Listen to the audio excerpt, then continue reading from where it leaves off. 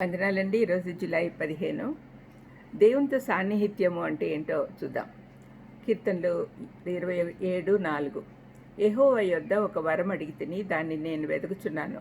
యెహోవా ప్రసన్నతను చూచుటకును ఆయన ఆలయంలో ధ్యానించుటకును నా జీవితకాలమంతయు నేను యెహోవా మందిరంలో నివసింపగోరుచున్నాను. అన్నిటికంటే ఎక్కువగా దావీదు రాజుకు దేవునితో జీవము గల పెరుగుతున్న సాన్నిహిత్యం కావాలని కోరుకున్నాడు. విశ్వాసులమైన మనం కూడా దేవునితో ఇలాంటి సంబంధం కావాలని ఆశించాలి. నిజంగా అయితే అలా ఉండటము అంటే దేవునితో నడక సాగిస్తున్నాము అనటానికి గుర్తు. రాజు మందిరానికి పోవడము ఒక బాధ్యతగా అనుకోలేదు, లేక రాజుగా పోవలసి ఉంది కాబట్టి పోతున్నాను అనుకోలేదు. కానీ అతను సంతోషంగా ఆరాధించడానికి వెళ్ళాడు. ఈనాటి విశ్వాసుల్లాగా మందిరానికి ఏదో ఆశించో లేక ఎవరినైనా కలుసుకోవడానికి తగిన స్థలమనో పోలేదు. కానీ దావీదు దేవుని సన్నిధిలో ఉండడానికి తహతహలాడాడు. కీర్తన 42:1 దుప్పి నీటి వాగుల కొరకు ఆశపడినట్లు దేవా నీ కొరకు నా ప్రాణం ఆశపడుచున్నది అన్నాడు. దేవుని సౌందర్యం చూస్తూ ఉండిపోవాలని ఆశించాడు. తన సృష్టికర్తతో సన్నిహితంగా ఉంటే వచ్చే ఆదరణ, తృప్తిని కావాలనుకున్నాడు. దేవునితో సాన్నిహిత్యం కోరుకునే వారికి ఇవి దొరుకుతాయి కాబట్టి దేవునితో సన్నిహితంగా ఉండాలి అనుకున్నాడు.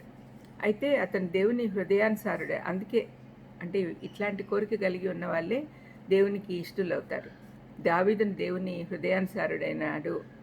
ఇదే కారణం. ఇదే దావీదులాగా దేవుని సన్నిధి వెతికే వారందరికీ ఇలాంటి అవకాశం ఉంటుంది.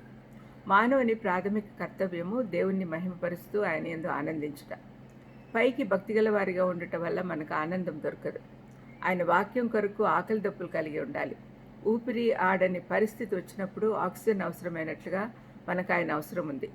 ఆ విధమైన ఆకలి ఉంటేనే దేవుని కనుగొని ఆయనకు దగ్గరవుతాం.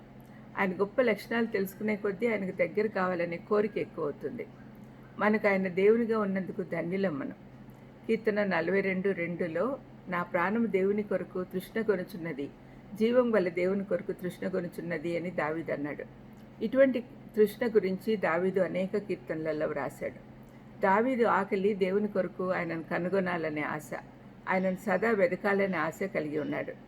దావీదు దేవునితో వ్యక్తిగత సంబంధం కలిగి ఉండాలని కోరుకున్నాడు. అతని తృష్ణ శారీరకమైనది, ఆత్మీయమైనది కూడా.